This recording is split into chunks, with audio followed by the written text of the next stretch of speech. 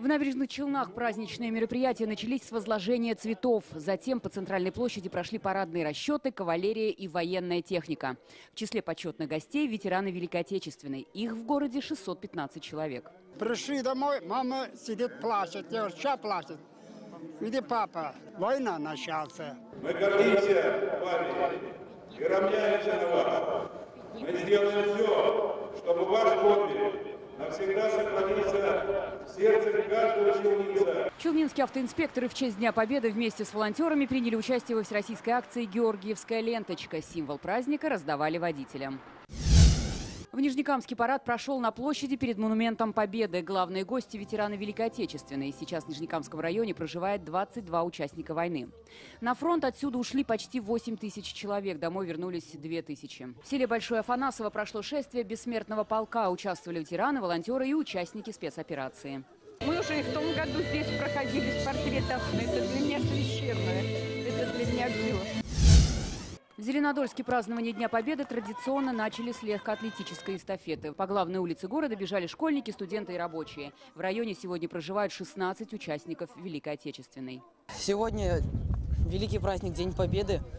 И я очень горд и волнуюсь бежать. Мы бегаем ради наших дедов, которые воевали. И такая же физическая подготовка, как у наших стойких дедушек, должна быть.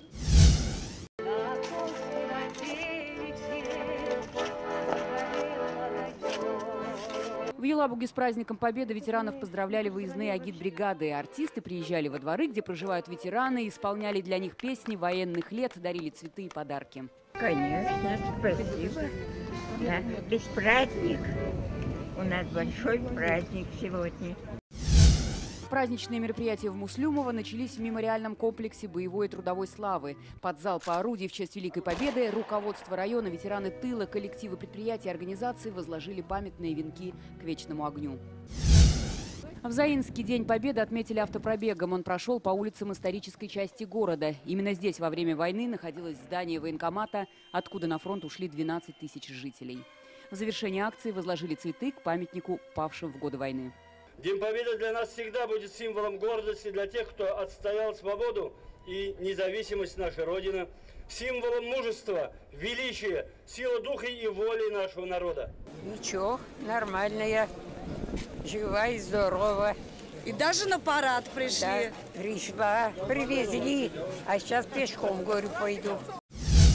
После праздничного митинга в Нурлате прошла традиционная спортивно-патриотическая акция «Рекорд Победы». В общем зачете жители отжимались за каждый мирный день с победной весны 45-го.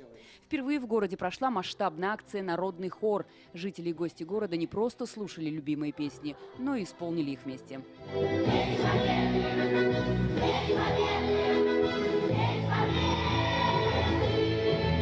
Светлана Звонарева, ТНВ, Татарстан.